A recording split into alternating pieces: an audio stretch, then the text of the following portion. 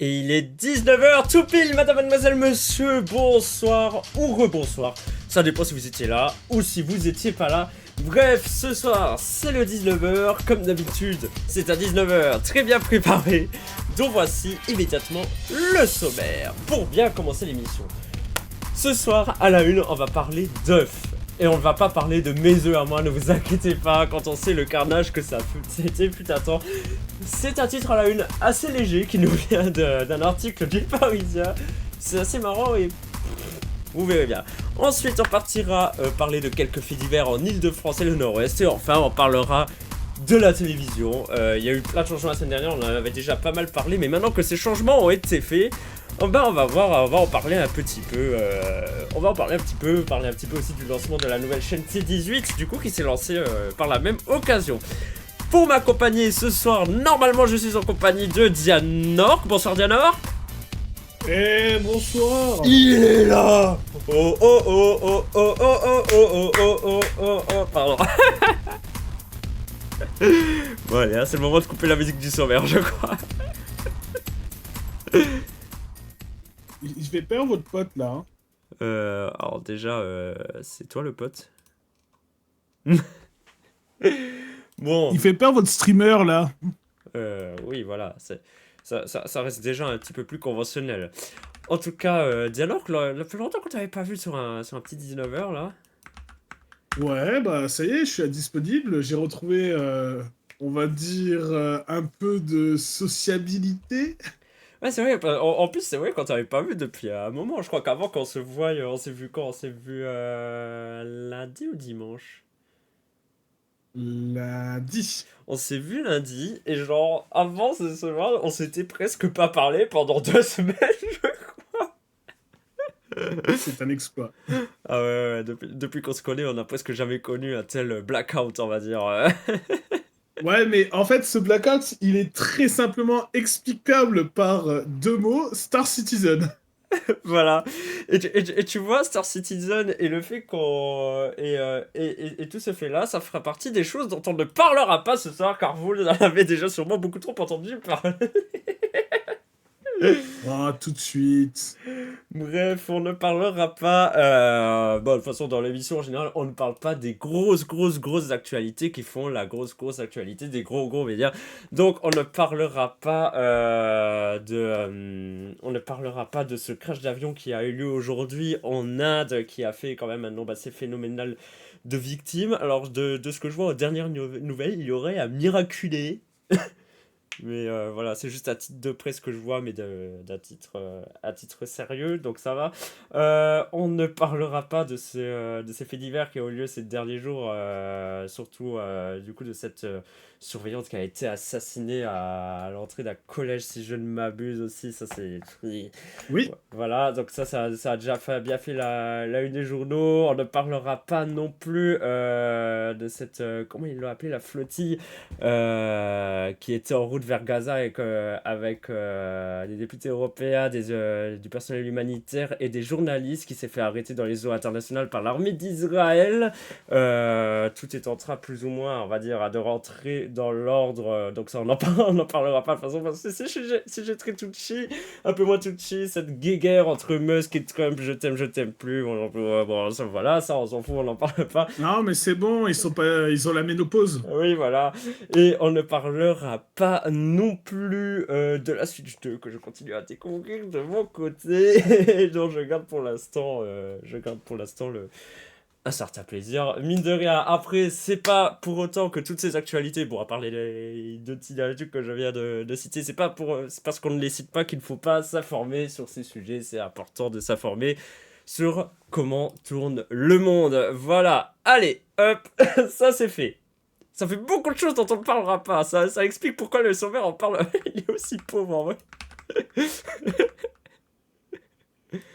Bref, le sujet à la une. Attention, messieurs, dames, ce titre est incroyable. Il pleut des œufs à 11 en Bray.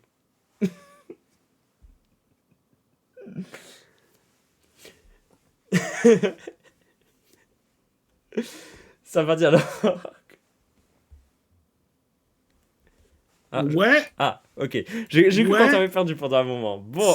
Non, je sais juste pas à quoi répondre. Ok, donc on va voir. C'est un actu du Parisien, ça pourrait être un fait divers, mais c'est un article en soi assez long que je vais vous lire. Enfin, assez long. On n'est pas sur l'histoire d'un chien, vous inquiétez pas pour ceux qui se souviennent. Mais voilà, c'est un petit fait qui se passe dans l'Oise. Je crois que c'est dans l'Oise. C'est près de Beauvais en tout cas, ouais, c'est dans l'Oise.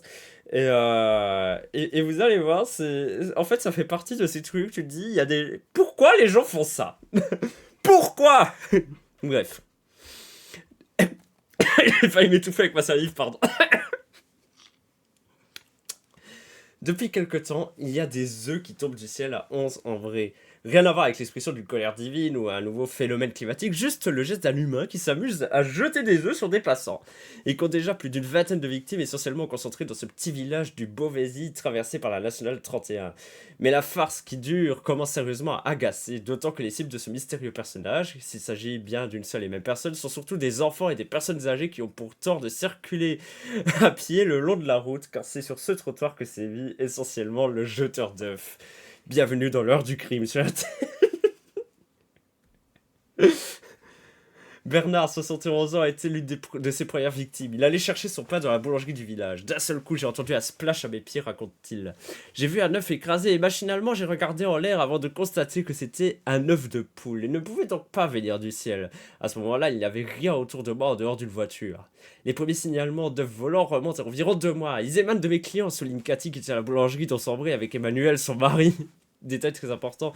Ce sont des personnes âgées qui résident à l'entrée du village et viennent chercher leur pain. Une bonne dizaine a été touchée. À chaque fois, ça se passe entre 7h30 et midi. Bonjour la pub. Et le matin, l'individu croise aussi les enfants qui vont prendre le car pour se rendre au collège. Mon fils Eddie a été touché un vendredi matin vers 8h, il y a environ 1 mois et demi. Il allait à l'arrêt de bus lorsqu'il a croisé un homme dans une voiture blanche qui lui a balancé un œuf. Le conducteur a même fait demi-tour pour lancer un œuf sur le copain de mon fils.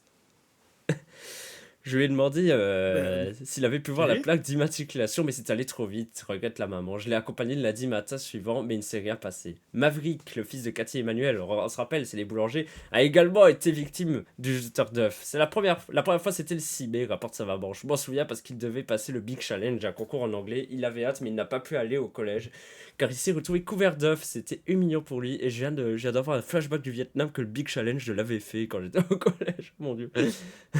Oh la vache. Ce même jour, Bernard a croisé la route du lanceur d'œufs pour la deuxième fois. Je sortais de la pharmacie et j'étais au téléphone quand j'ai vu la voiture blanche. Instantanément, j'ai reçu l'œuf sur mes pieds. Le conducteur est un homme de 35-40 ans, volant d'une Mégane Renault blanche. Je pense que je pourrais le reconnaître. Ni une ni deux, la victime rapporte le méfait en mairie. J'ai aussi fait un signalement auprès de la gendarmerie, explique-t-il. Maintenant, quand je vais dans le village à pied, j'ai mon portable, prêt à filmer. J'espère le croiser. Le récité reste marqué. Il n'y a pas longtemps, j'ai vu une mégane blanche stationnée dans le village. Je n'ai pas pu m'empêcher de regarder s'il n'y avait pas des œufs à l'intérieur. C'est en train de rendre fou tout le monde, ça, quand même. Vendredi dernier, des faits plus graves se sont produits sans qu'on sache s'il s'agit d'une seule et même personne. Le projectile aurait changé une pierre remplaçant les œufs. Mon fils a évité la pierre de justesse. C'est ce qui m'a poussé à écrire un post sur Facebook. Je voulais mettre en garde mes clients et les parents des enfants qui prennent le bus. C'est dangereux, le trottoir est étroit entre le fossé et la route. S'il se met à jeter des pierres, un accident est possible. Le couple d'un boulanger a également alerté la gendarmerie, s'interrogeant sur une possible vengeance. Nos clients et notre fils ont été visés alors on s'est posé la question, mais on ne le comprend pas. On est installé ici depuis 89 et on n'a pas d'ennemis. Quand j'étais jeune, on célébrait le persan, on en farinait parfois et on jetait les œufs 100 jours avant le bac. Mais on visait les autres lycéens et ça durait une journée. Là, on parle d'un quadragénaire qui vise des gens avec des œufs 2 à 3 fois par semaine. Le signalement sur les réseaux a engendré des réactions vives, certains internautes évoquant le souhait de donner à cet individu une bonne leçon. Haha, c'est facile d'écrire ça en vrai. Quelques témoignages montrent aussi qu'il aurait étendu son rayon d'action sur attaquant au village voisin de La Chapelle-aux-Pots.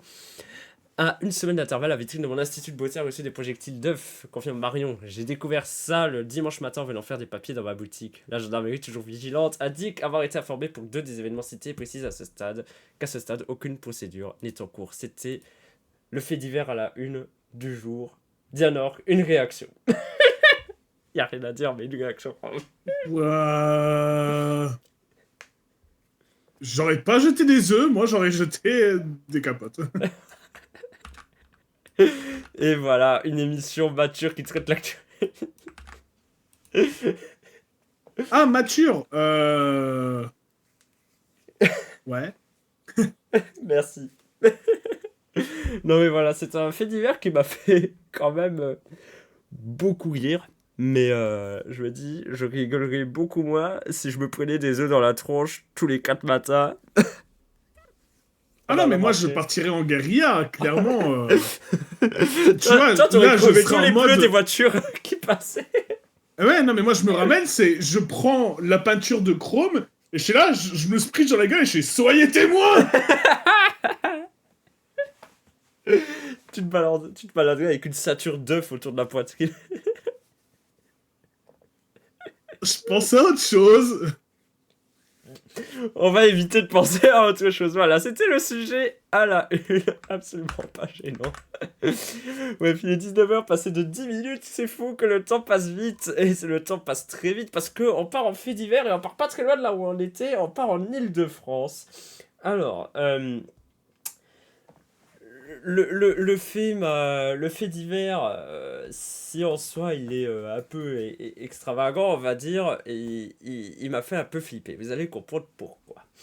La scène se passe aux alentours de 18h30. Je vais vous afficher évidemment ce petit texte du Parisien également. La scène se passe aux alentours de 18h30. Un chauffeur de la société UPS vient de récupérer de la marchandise dans un entrepôt de la zone industrielle de Mitry-Compon.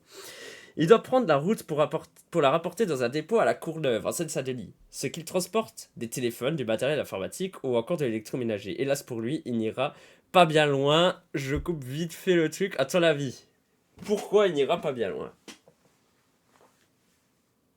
Il a pris la camionnette de quelqu'un d'autre. Hmm, ce n'est pas ça. C'est beaucoup plus sordide.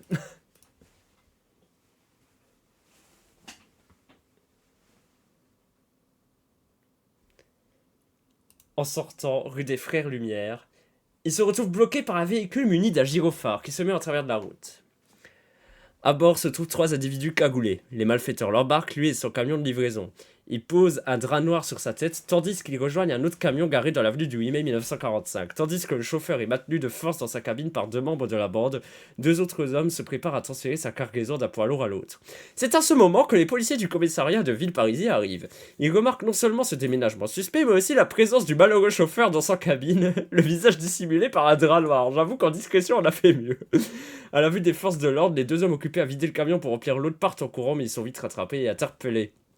Ceux qui sont à bord du camion avec le chauffeur démarrent et prennent la fuite avant d'abandonner le véhicule et la victime un peu plus loin. L'homme âgé d'une 50aine d'années en est quitte pour une belle frayeur. Les policiers vont vite s'apercevoir que l'un des 2 suspects arrêtés est le chauffeur du camion dans lequel devait être chargée la marchandise.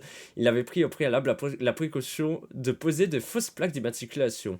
Les 2 hommes âgés de 24 et de 39 ans ont été placés en garde à vue pour enlèvement, séquestration et vol en réunion en bande organisée. L'enquête se poursuit, elle a été confiée aux policiers de la section de criminalité et organisée et spécialisée. Du coup, voilà, c'était ce fait divers. Mitri Mori, attaqué et enlevé par de faux policiers. Le livreur UPS est sauvé par la vraie patrouille. Ouais. Ça donne, Ok. ça donne envie, hein? Pourquoi? Non, mais surtout la discrétion.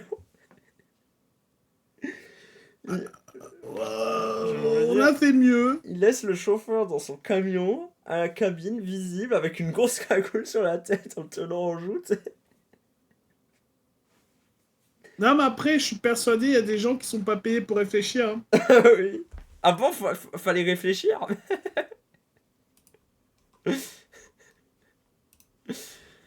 Bon bah voilà, c'était notre fait divers de la semaine en Île-de-France. Et maintenant, je vous en ai trouvé un. Non pas en Île-de-France, parce qu'on tourne toujours un petit peu. On part dans le nord-ouest. Et ce sera le dernier fait divers pour aujourd'hui. Alors, cette histoire, aussi contée par le Parisien. Je sens, mais je sens fort que de un, elle va t'intéresser, de 2, elle va te rendre salé et qu'elle va t'énerver. Mais que tu vas quand même lâcher un chien. Parce que te connaissant, c'est le genre d'histoire. Bah, tu verras. Ouais, si tu veux. Allez, Je verrai. Mais je sais pas quoi, mais je verrai. on parle d'un adolescent. Scolarisé en 3e, qui avait pris part à une bagarre dans la cour de récréation dont il n'était pas à l'origine et dont il était d'abord la victime. C'est ce que soutenaient ses parents. Pour eux, cette exclusion d'une journée de cours était donc une sanction disproportionnée. Alors, si on en est déjà là, au premier paragraphe, tu te doutes bien que... Attends, il s'est fait virer pourquoi? Il a pris part à une bagarre dans la cour de récréation dont, d'après ses parents, il n'était pas à l'origine et dont il était d'abord la victime. Et il s'est fait exclure d'une journée de cours. Et ses parents disent que c'était disproportionné. Mais attends, ce n'est que le début de l'article. Oui, mes couilles sur ton front, c'est disproportionné aussi. Oups.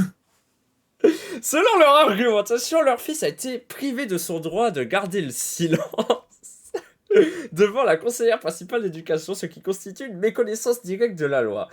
Ils mettent en avant l'excellence du parcours scolaire de leur fils et l'absence d'agissements répréhensibles tout au long de sa scolarité au cours de laquelle il a manifestement sauté plusieurs classes. Pour eux, une action à visée éducative aurait été plus judicieuse. Les parents avaient également reproché au collège de ne pas avoir accordé à leur fils les félicitations qu'il méritait, selon eux, au 2e trimestre pour ses résultats à la suite de cette sanction disciplinaire. Ils ont évoqué devant le tribunal, parce qu'on est au tribunal, une atteinte à la réputation de leur fils auprès de la communauté éducative et à leur propre réputation du fait que la formation a été communiquée au maire de leur commune. Dans son ordonnance du 5 mai 2025, qui vient seulement d'être rendue publique, le juge des référés estime de son côté que 5 mentions d'attitude incorrecte et d'oubli de matériel sur le carnet de correspondance témoignent d'une conduite moins exemplaire du jeune homme que celle alléguée. Le tribunal ne retient pas non plus le préjudice sérieusement invoqué par les parents qui estiment qu'une telle sanction compromettait l'éventuelle admission de leur fils en classe de première au prestigieux lycée parisien Louis-le-Grand ou Henri IV. Pour le magistrat, cette aspiration, qui devrait se matérialiser par une candidature en janvier 2026, présente un caractère purement éventuel. En tout état de cause, ajoute le tribunal, cette perte de chance ne porte pas une atteinte immédiate à la situation scolaire du collégien. Pour le juge, enfin, la rupture de continuité des apprentissages à l'approche des épreuves du diplôme national du brevet, limitée à une journée d'absence, n'est pas de nature à compromettre le niveau du collégien, ce dont peuvent manifestement convenir les parents. La sanction des autorités du collège est donc validée dans l'immédiat par le tribunal administratif de Rouen. Il se repenchera toutefois sur la légalité de cette décision d'ici 18 mois à 2 ans dans une formation collégiale de 3 juges. Dans l'hypothèse où les parents obtiendraient finalement gain de cause, ils pourraient demander des dédommagements au collège de Bernay pour les préjudices subis par leur fils. Voilà ce titre qui m'a époustouflé. Les parents d'un collégien demandent au tribunal l'annulation de l'exclusion de leur fils qui compromet sa candidature au lycée Henri IV. Oh là là, mais qu'est-ce que je m'en bats totalement. Oh. Ah non, mais sérieusement, mais leur gosse, on sait tous qu'il c'est un branleur, qu'il en a rien à battre, et qu'il a juste réussi à pigeonner ses parents, c'est tout. Ouais, mais... mais pour que ça aille jusqu'au tribunal, quoi. Tu te rends compte ? Le mec, il s'est retrouvé impliqué dans une bagarre. Il s'est retrouvé exclu une journée. Ça finit au tribunal. Non, mais au-delà du fait que... Ouais, il finit au tribunal, mais en plus... Enfin, ouais, les parents, ils vont soutenir comme quoi leur gamin, il est... Enfin... Non, en fait, c'est pas logique. Ils font de la merde. Je savais que ça allait t'intéresser. Je te fais réagir, en tout cas. Non, mais c'est Cassosland, hein. Voilà. C'était pour les faits divers bien gênants de la semaine. Bref, il est 19h, passé de 18 minutes, et on va passer du coup au dernier titre de cette édition de 19h. On va parler de télévision. Alors, ça donne quoi ces changements ? Alors, au cas où, je suppose que vous êtes quand même pas mal. Vous ne regardez pas trop la télé par le biais de la télévision numérique terrestre.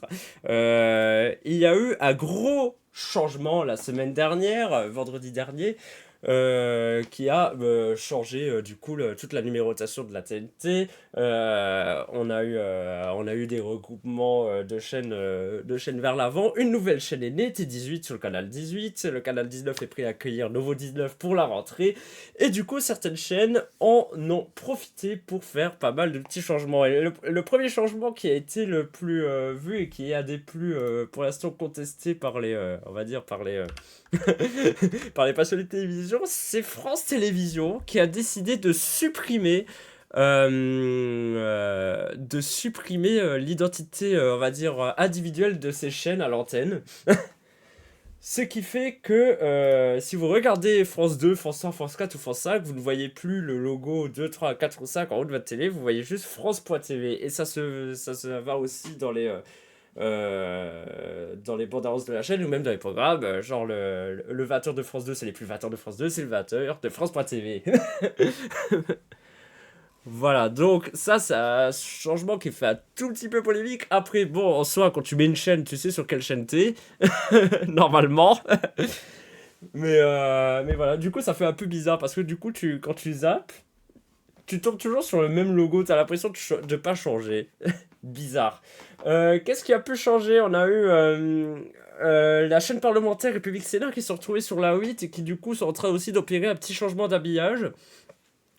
Ce qui n'est pas pour déplaire parce qu'ils avaient un habillage quand même plutôt vieillot. LCI aussi a changé complètement d'habillage. Ce qui est marrant, c'est qu'ils se retrouvent sur l'ancien canal de BFM TV et qu'ils ont un nouvel habillage qui ressemble un tout petit peu à BFM TV. Ça m'a fait bien rire. Je vais vous en montrer quelques petites images que j'en aurais retrouvé. Hop là. Hop, je vais juste enlever le son. Hop. Voilà, c'est ici. Oui, bonjour. Voilà, donc évidemment, je passe par le dal.com qui recense toutes ces identités télévisuelles.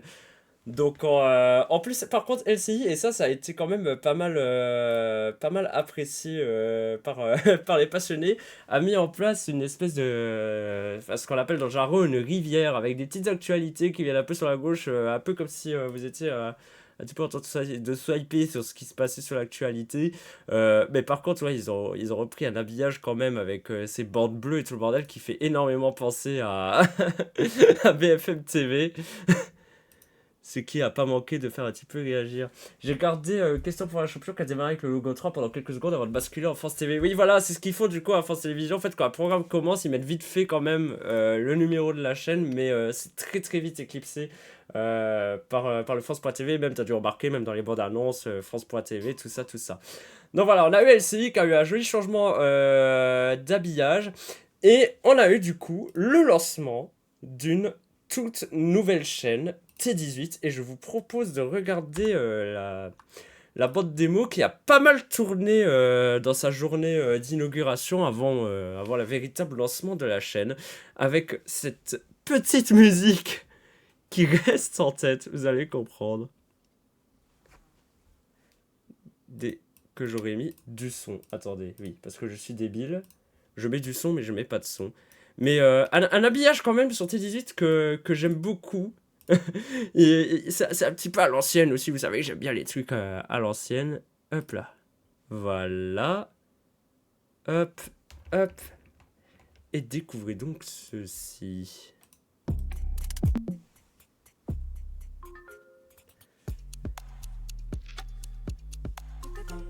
Voilà, avec ces déclinaisons et déclinaisons du logo qui tourne un petit peu dans toutes les directions. Déclinaison en fonction du programme qui est affiché avec cette petite musique qui reste en tête, comme dit Anthony MTR. À qui j'ai pas dit bonsoir d'ailleurs. Je suis content de pas l'avoir le son. Non, oui, ça reste vachement en tête. T18 du coup, qui se veut une chaîne plutôt généraliste, avec une émission de débat quotidienne à 22h30. Choix plutôt audacieux. Une hebdo par Laurent Ruquier.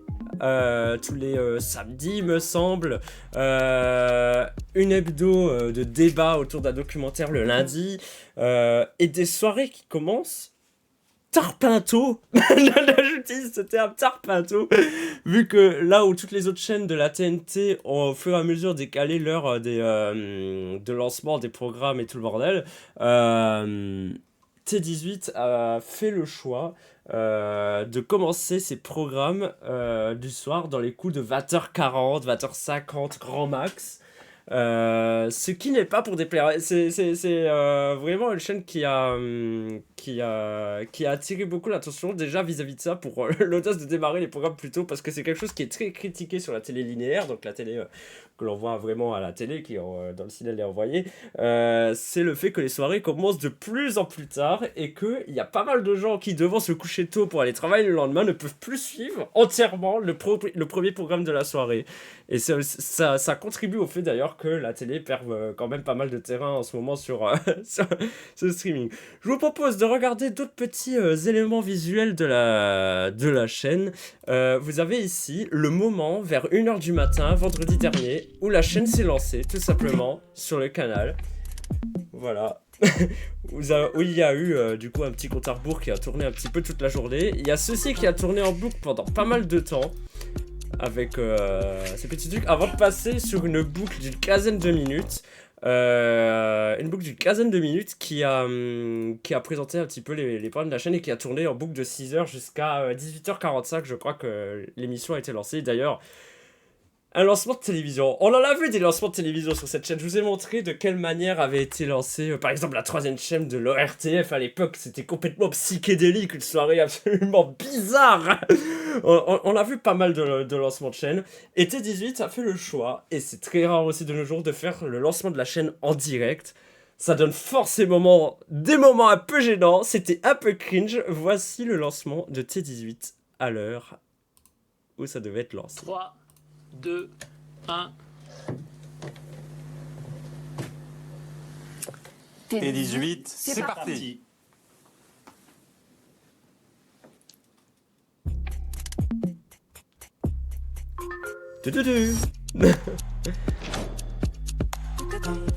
Donc on voit cette petite bande démo, la mention de direct qui a été affichée.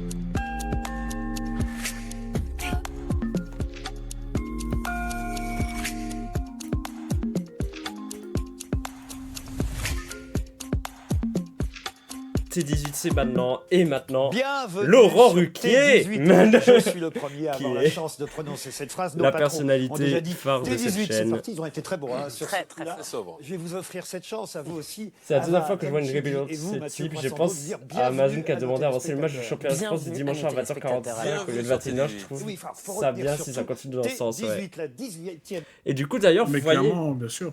Et du coup d'ailleurs, voilà, sur cette image, j'ai fait un arrêt sur image parce que bon, c'était pas beaucoup plus intéressante. Vous voyez du coup les... Oh putain, je leur ai fait l'arrêt sur image sur des tronchons horribles. Chaîne-nous. Oh merde, bon. Vous voyez les trois figures de la chaîne dont j'ai complètement oublié le nom, à part Laurent Ruquier, qui est une grosse figure du PAF, qui cartonne avec sa quotidienne sur RTL, avec les grosses têtes, qui était un petit peu SDF au niveau télé depuis l'échec de sa session d'info sur BFM TV, et qui du coup se retrouve maintenant sur T18 avec son programme culturel hebdomadaire. L'émission du soir de débat est présentée par ce type à gauche, un peu un illustre inconnu, mais qui visiblement est assez bon dans l'exercice. Et à droite, c'est la personne qui anime le débat du coup du lundi autour du documentaire. Mais voilà, j'ai complètement oublié les noms. Cette émission de lancement de T18 était... On voit que c'était un direct qui était pas totalement si bien préparé. Mais bon, on va les pardonner quand même. Puis je savais pas qu'il avait flop sur BFM. Oui, c'est une sombre histoire ça. Et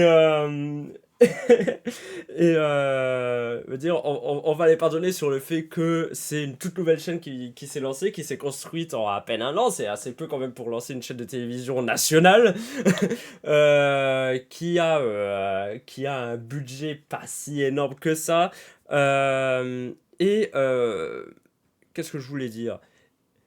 Voilà, tu vois, ça c'était un peu le niveau de fluidité du direct de lancement de T18, tu vois. Ça pataugeait un peu dans la semoule avec quelques erreurs de régie. C'était un débutant streamer qui fait du stream depuis 10 ans. Bonjour. Mais en soi, voilà, la chaîne a un programme qui est pas si mal entre documentaires, cinéma, séries, débats et culture. Franchement, je pense qu'on est sur une espèce de mélange entre Arte, France 5 et RMC Découverte. Mais franchement, je pense que c'est une scène qui est pas si mal. Audacieux de se lancer juste avant la fin de la saison, hein, parce que là, d'ici le mois prochain, toutes les chaînes de télé vont se mettre au ralenti. Ils ont déjà annoncé qu'il y aurait pas mal de changements pour la rentrée. Oh, Matron. C'est quoi cette arrivée, ménage? Oh, Mais poyo. waouh. Et ils sont survoltés aujourd'hui là. Ah ouais, ah ouais, ah ouais. Et pourtant, ils ne savent pas qu'ils pourront me casser la gueule sur Sonic Mania dans un Ah mais je instant. t'ai dit. Quand on parle de faire une armée pour te faire chier, il y a tout le monde qui répond présent. Il y a un appel, tu vois. Voilà, et d'ailleurs, rien à voir, mais vite fait, parce qu'en plus, il faut vite fait que je change la chaîne pour tout la scène pour tout à l'heure. Mais n'hésitez pas à faire un petit tour sur lenodal.com, qui est un site tenu par des passionnés de télévision. Vous y apprendrez d'ailleurs, dans le blog, c'est tout en haut, je vais enlever le titre. Tout en haut, dans le blog, il y a un article qui a été fait sur la fabrique de l'habillage de T18, qui a été fait par comment il s'appelle lui, je me rappelle plus, voilà, Étienne Robial, qui est derrière beaucoup d'habillages qu'on a vu à la télé ces dernières années, et même il y a longtemps, et qui explique comment il a conçu ça alors qu'on ne savait encore même pas comment la chaîne allait s'appeler, comment ça allait faire. On voit que toute la police d'écriture de la chaîne, tout le logo, tout a été conçu au crayon avant d'avoir au crayon à la mano. Et voilà, franchement je vous conseille d'aller regarder ce petit bijou d'article que j'adore. J'ai enlevé évidemment la mauvaise la mauvaise source. Voilà, hop, je vous réaffiche ici d'ailleurs, hop, je réaffiche ça. J'enlève ça ce sera pour afficher Sonic Mania tout à l'heure, voilà. Tout va bien. J'ai 0 point, le dit ENH. Le roi répond toujours à l'appel de Diana. Habillage de chaîne, c'est Yves Saint Laurent, le type ou bien. Ouais, c'est comme ça qu'on appelle ce que vous voyez à la télé. Ce que vous voyez à la télé, c'est un habillage. Voilà, c'est vrai. Bon, ben voilà, c'était un sacré 19h. Hein. Ouais, pour revenir un peu sur l'habillage, c'est quelque chose de très très très intéressant parce que ce n'est pas que pour la télé qu'on utilise ça. C'est-à-dire Bien évidemment. que je prends l'exemple de Facebook, parce que c'est le meilleur exemple d'habillage entre guillemets qui a été retravaillé récemment. Si on remarquait bien, toute l'ambiance de méta sur les appareils mobiles est repensée de manière à introduire et qu'on soit jamais perdu sur les autres applications. Tout en gardant un peu ce côté d'où vient l'origine pour éviter de perdre les nouveaux utilisateurs. Enfin, les anciens utilisateurs, pardon. On peut dire charte graphique aussi ou not the same. Oui, aussi. On peut dire. L'habillage, c'est plus à terme, on va dire, de télé, on va dire. Ou à vidéo. Genre, on peut dire que ce que vous voyez même quand je stream et tout, ça fait partie de l'habillage. Ce qui fait partie de l'habillage, c'est l'heure que vous voyez au-dessus quand je suis sur cette scène. C'est les petits trucs qui s'allument quand on parle sur Discord. Et c'est aussi tout ce que vous voyez, mes scènes de pause, les petits jingles qui passent. Tout ça fait partie d'un habillage global. Dans tout ce qu'on appelle... en fait, tout ça, dans sa globalité, s'appelle habillage, en fait. C'est de l'habillage visuel, plus de l'habillage sonore, voilà. Bref, c'est l'heure de la pause, hein. Pour revenir une charte graphique, la petite différence, c'est que ça va être pour définir un standard. Donc, par exemple, j'ai un habillage sur une vidéo qui va correspondre à une charte graphique qui correspond à mes sites internet, et etc., à mes réseaux, etc., etc. Voilà. Bref, dans un peu plus de 25 minutes, on se retrouve pour Supersonic. Hop. Maintenant, j'ai dit trop de choses intelligentes, je vais pouvoir te gommer.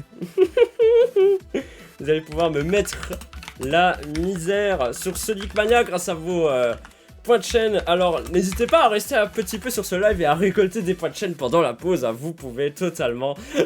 En attendant, c'est la pause. Hop. Pourquoi je l'ai... Ah putain, d'accord.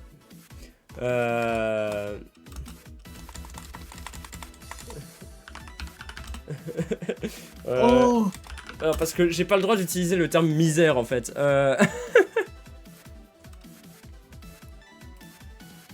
Dans le titre, évidemment. Hop.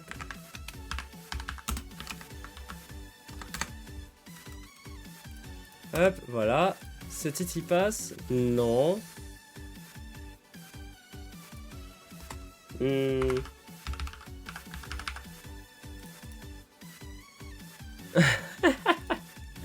Y a aucun titre qui passe, j'en peux plus. Clavier mécanique, ta. Vous pouvez me la mettre à l'envers. Est-ce que ça passe? Oh, Non. non mais... Oh merde, me la mettre à l'envers. Waouh! Vous pouvez me tirer sur Sonic Mania. Ah non, ça marche pas. Bon, visiblement.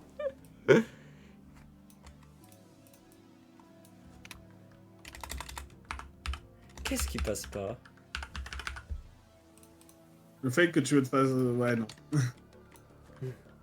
Me mettre des bâtons dans les roues. Ça passe pas. Attends. Sérieux? Est-ce que ce serait pas ça qui passe pas?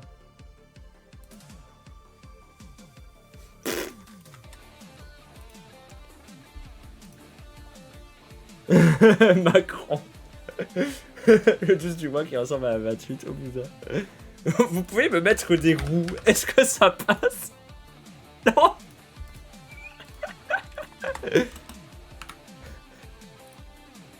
Pourquoi? Oh là là. Mania qui va être banward. Et j'ai enlevé Mania.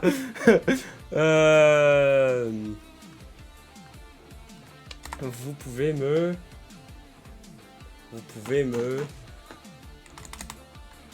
Attends, vous pouvez utiliser... Non, vous pouvez... Ah voilà. Interagir sur le jeu vidéo auquel je joue.